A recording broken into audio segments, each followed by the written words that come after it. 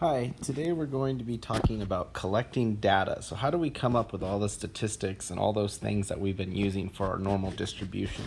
How do we get all that data? That's one of the most basic things we have to learn in stats, and there's a lot of tricky things that can come into play. And so, one of the most common of the two ways to collect data is using a survey. And a survey is something we've all seen, whether it's a Google form or a questionnaire after a movie, or possibly, just going on Yelp and giving a review of something like that. Doing any kind of those surveys is just collecting data on what we think. And so, two big terms that we're going to be using a lot using for this is the population. And in statistics, the population means every single person or subject that we could collect data from. So really, it's basically saying if we were going to do a survey in the United States, that means the entire population of the United States would be eligible. So we could collect data from them, but it's almost impossible for us to do that because sometimes there's so many people. Or if we were to take a look at the wingspan of a bald eagle, well, every single bald eagle would make up that population. It's impossible for to ever actually measure every single bald eagle. So what we're going to do is we are going to take a survey of samples, okay?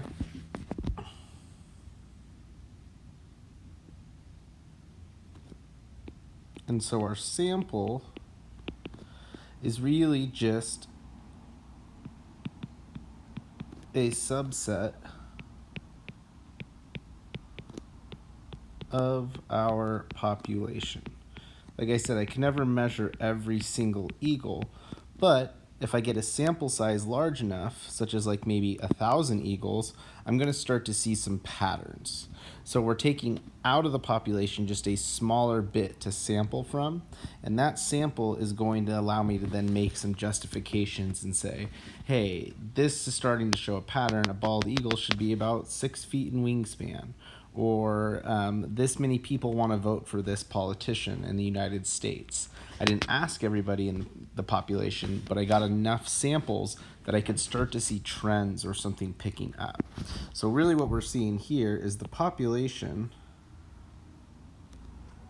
is this whole thing. And our samples are these little blue dots here. So of the population, I take enough samples out of it to come up with an actual pattern. And that pattern is going to allow me then to make some justifications or to make some assumptions about what these people are telling me about the entire population. And so one of the things we want to make sure, though, is that the data that we're collecting or the samples that we're collecting are not something we call biased. Okay? Biased is a bad thing because it leads us to misrepresent, and then our data becomes worthless because it's not the actual true thing that we're looking at. And so what a bias does, a bias skews our data away from the truth. And there's lots of tricky ways that a bias can creep up, but this bias is something that is skewing our data away from what's actually happening. Okay, so there's some sort of inherent defect with the way we're collecting our data that doesn't actually tell the truth. And so all these samples start to tell us one thing when in reality we should be believing something else. And so it's really important to make sure that these samples that we talked about up here, we want these to be non-biased. If it's biased, we're going to get a lie or something that doesn't make sense. It doesn't fit in with what we're actually trying to. And there's 4 main problems that come up with samplings, or very common ones. And I'm going to go through each one of these and then kind of show an example of it so you can kind of picture it or visualize it. The first is a convenience sample. That is where you are going to take a sample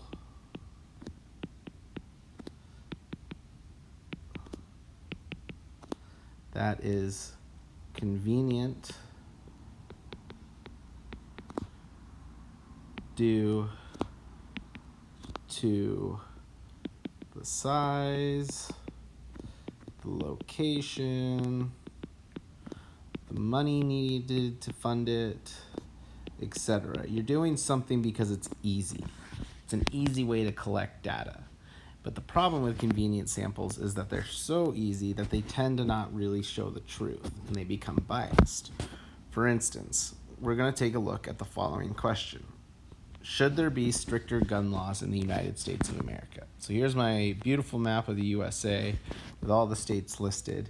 And we are in our little bubble here in Oregon. That's us. That's where we're going to be conducting our study. So a convenience sample might just be, hey, I live in Oregon. It's easy to get to people here. It's not the largest state in the world, in the United States, so I can get around pretty quickly. So it's going to save me money. It's going to save me time. It's going to be easy to get to the people. Everything about just surveying Oregon is convenient. So my sample consists of just the state of Oregon. Okay, so I ask everybody in Oregon and I say, okay, here's the results. Here's what people think about getting stricter gun laws in the United States of America. Well, the problem with that, as you can probably see, is look how much of America we haven't asked. All we did what was easy for us, which was just going to our state. When we actually think about sampling, and if my population is the entire United States, well, I'm thinking that Texas here might have a different view on gun control. Okay? I'm thinking New York probably needs to have some sort of input, or maybe even Nebraska. The problem is all these states are technically different, or could be different in how they view this hot button issue. So if I only go to a convenient location, I am now excluding everybody else. And they may have very different opinions than Oregon. They may have the same opinions in Oregon. It doesn't matter though. The thing is that we did such a convenient sample for us, we ignored all this other possible data that could come up. And so now we're only basing our results on the convenient results that Oregon gave us. So we really need to pay attention when we're doing a sample that we are taking into account not just what's around us, but the whole picture of the population, okay? Now, we really need to make sure we know what our population is, so that way we know how to sample. For instance, in this one, the population is the USA, so I needed to include more than just Oregon in this, because the USA is a very large country. And that was our convenience sample. Okay. Our second problem is undercoverage bias, okay? Undercoverage bias is similar to a little bit to convenience in that we're not going to get enough results or surveys of certain classes or groups of people that our results are going to be skewed. But the one big difference with undercoverage is when people or when subjects can't or won't participate because of the way our survey is conducted. Okay, so as you can see, convenience sample fits into that very nicely, because if you can't participate because you're in Texas rather than Oregon, that's an undercoverage bias. We're not going to have enough coverage of our population to actually understand what's going on. But another one too is where, for instance, if you give such as a survey, so I'll write down just an example here. Let's say you do a survey over the phone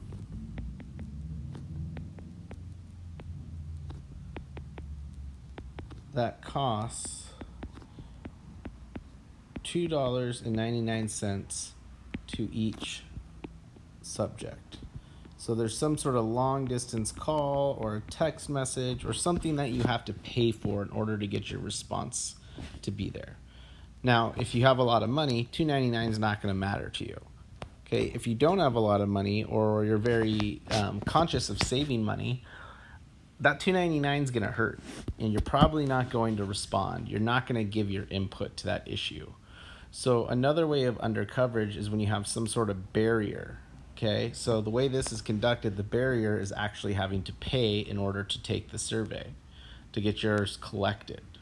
So anytime there's a barrier, whether it's the convenience sample like down here where we only did Oregon, so if you're a non-Oregonian, you're not going to get counted, or if there's a barrier such as like a money, or maybe even having to use just Twitter.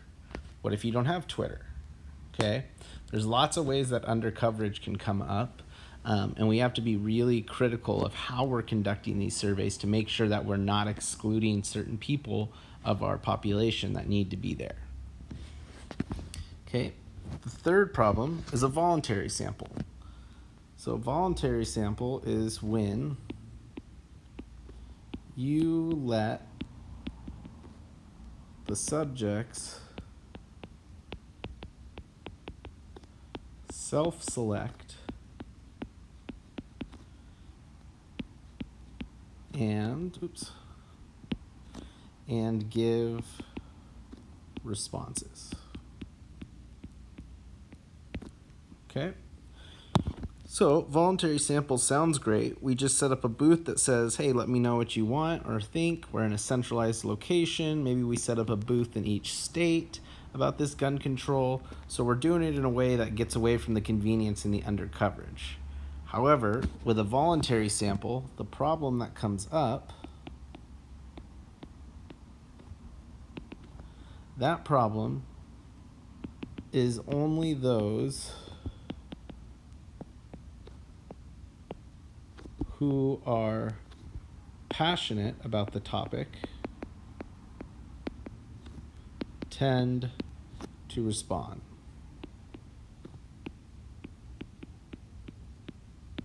So for instance, should there be stricter gun laws in the United States?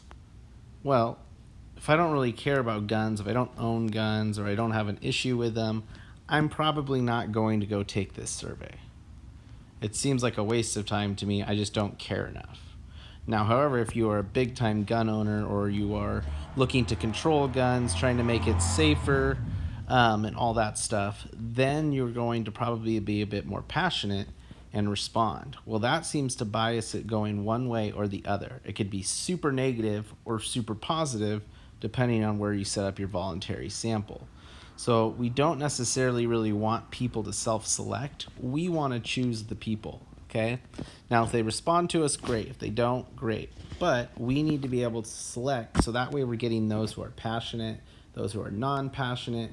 We just want to know what the general feel is towards this issue, whether it's gun control, whether it's should our taxes go up, or whether it's should we serve hamburgers in the school cafeteria. Those issues, we need to make sure we have a lot of people's inputs so we can get a good unbiased survey that actually shows the population and what it really wants. Okay, and the last one is a leading question. And these ones are kind of the most obvious. So this is where we would actually make the survey, and we might have a question like this. Guns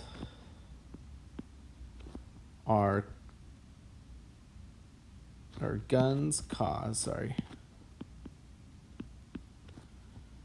60% of all violent deaths in the United States of America. Do you think we should have stricter gun laws? So this question is what we consider a leading question, and you can probably tell why. This part right here. Already you're trying to make an emotional connection or talk to somebody's conscience. You're saying guns cause 60% of all violent deaths in the USA. So if you're okay with 60%, you're going to be saying no stricter gun laws. However, most people are probably not okay with this high of a percentage. So now they're sitting there thinking like, well, if it's that bad, we need different gun laws. So you're leading them to believe that this is a super bad issue and we should make stricter gun laws. And you could do it the other way too. There's always ways that you can make a leading question happen just by how you word it. The best way to remedy that is to just get rid of everything in that red. We just want to know if people think there should be stricter gun laws. We don't need to give them statistics. We just want to know, does somebody in Ohio think that we need stricter gun laws? Does somebody in Tennessee think that? Does somebody in California think that? We just need to know, do they think that? We don't want to lead them either way, because then we're going to get a biased result where it's going to swing very heavily in one direction. We just want them to actually tell us what it is they are believing, and that's all we need to know. So those are our 4 big problems, and we'll go through those real quick again. So the first one was the convenience sample. Okay, we make a sample that is convenient due to the size, location, money, or whatever we have. So we only did Oregon instead of the whole population or the rest of the United States. So we're only going to get Oregon's there. Undercoverage bias. Undercoverage bias means that people can't or won't participate because of the way our survey is conducted. So if there's a paywall or you don't live in the right area, those are all things that can lead to undercoverage. And then we don't actually understand what people are thinking because we don't have access to all the population. The voluntary sample, usually with hot button issues such as like things like gun control or taxes or something like that, if we just let people self-select and choose to take the sample, we're only going to get those that are passionate. Okay, only the ones that really care, and that's going to skew our data either really for it or really against it, and it doesn't really tell us what we want to know, which is what regular or anybody thinks about the issue.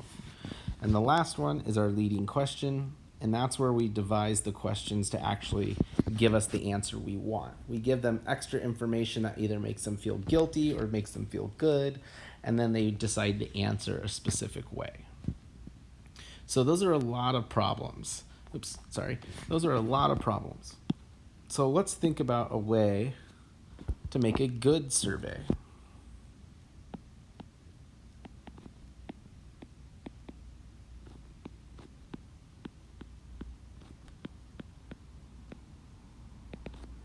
So what makes a good survey? How do we collect samples that are going to allow us to get something good? Well, the first thing is it needs to be random. We need to randomly choose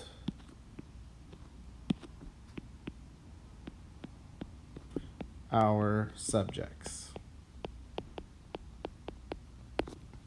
Because if we're randomly choosing our subjects, then we know we're going to get away from the convenience, it's not going to be voluntary, and the undercoverage is not going to be a problem. Okay, because we're going to make sure that everybody has an equal chance of being chosen. Okay, that's really the big key, is that every subject in the population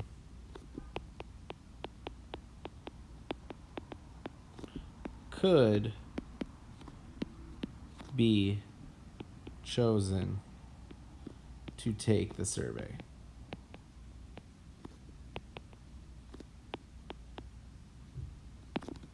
So we really want to make sure that we have a random sample. And the other thing we want to make sure is that we get enough responses.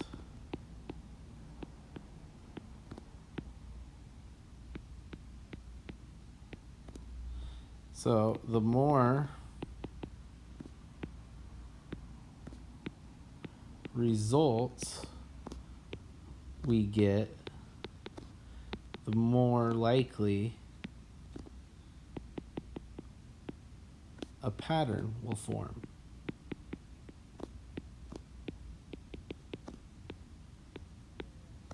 So if I just went and surveyed 10 people, I might get very different results, say, than if I surveyed 1,000 people. If I do 10,000, I'm probably going to start to see some patterns involved. So typically, the more surveys that you're able to do, the more likely, or random surveys that you're going to be able to do, or random subjects that you get tested or survey, they're going to give you more of a trend. The less you do, the more likely we might have some issues, because there might be, it just happens that 4 of the random people of the 10 all think the same way, or they all come from Oregon. Okay, that's a bad thing. So one thing we want to do is randomly choose our subjects, and then we also want to get enough responses, and that way we can avoid some of those biases we talked about before.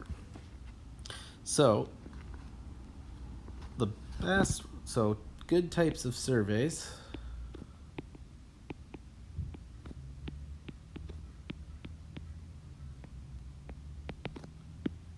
The first one we're going to call a simple random sample. You'll see this called an SRS a lot. Okay, an SRS just basically says we're going to have a computer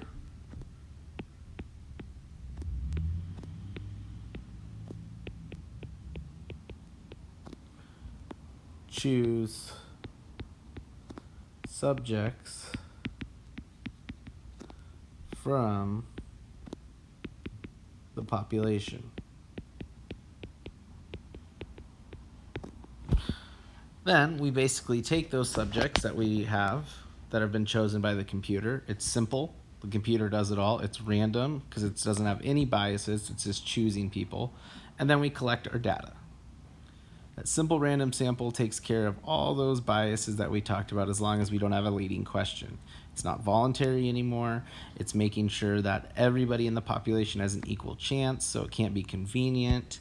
And the undercoverage is gone because all those barriers are pretty much minimized as well. But with an SRS, let's take a look here, we could get something like this. So each one of these purple dots was a randomly chosen city, let's say, or a randomly chosen community by the computer. So let's say we have one in Montana, Wyoming, a couple in Wyoming, Idaho, Utah, Colorado, Arizona, New Mexico. We got some over here. And then it's just randomly picking areas. Okay, so we've done a ton of sampling. Each one of those is a different sample, and it was all randomly done, but you might start to notice a problem. Even though it was random, almost all of my data now is coming from this region.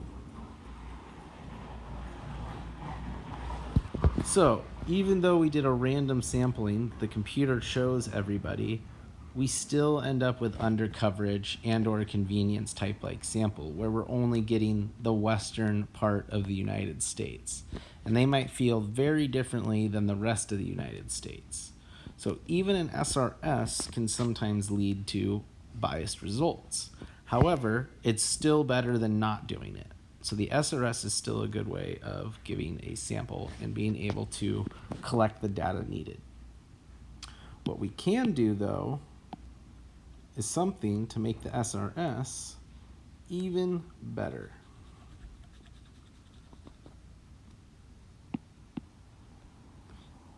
And that is, we're going to go to a stratified SRS.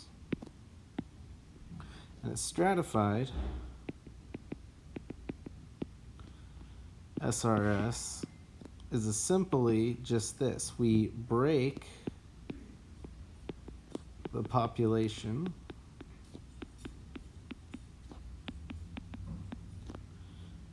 into similar groups and take an equal amount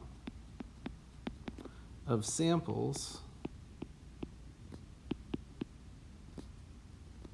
of random samples, sorry,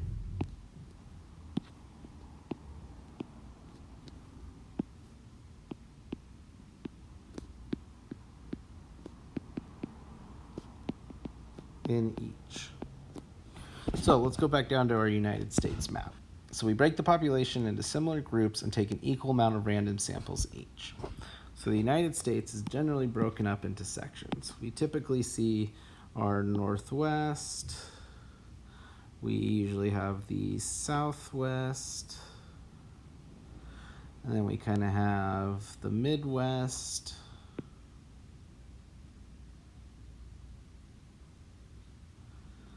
Then we have the South. And then the Northeast. So we have 5 distinct sections here. What I can do now is say in those 5 sections that all tend to think sort of the same way. The South is usually kind of thinking one way, the Northwest is different, there's the Southwest, there's the Midwest, and then there's the Northeast. So if we look at these and I say I want to do an SRS of it, I'm going to take now a equal sample in each one of these like groups, and it's going to become stratified. So let's say I take 5 random samples from the Northwest, and I take 5 random samples from here, 5 random samples from here, 5 here, 5 here. Now I'm starting to get a more equal balance of random samples, and it's going to limit my biasness. So one of the things we want to try and do with a stratified is put people into like groups. So how do they think alike? Do they have the same thought processes? Do they have the same political beliefs, religious, whatever those likes might be? And then we take an equal amount of random samples from each one. So it helps us spread out and avoid that problem where I might have only, even with a random sample, taken a ton in here and not many in here. And so you can see with just the purple ones that are stratified, we actually have a good balance. Okay? So today we've talked about how to make a good survey using the SRS and the randomness and that stratified and getting enough responses. We talked about some of the typical problems that we can run into, such as convenience, undercoverage, voluntary, or the leading question. And those are all the things that we really need to worry about with a survey, because then what we get is unbiased results that show a good picture of what our population thinks. And that's what we're really after, is making sure, as we showed in the beginning, that these samples here are non-biased. They tell us a better picture about the whole population. Because again, I can't survey every single person in the United States. That's over 300 million surveys that have to be going out and come back. That's just not feasible. I could do 50,000 surveys in a smart way that starts to show me what that population actually thinks.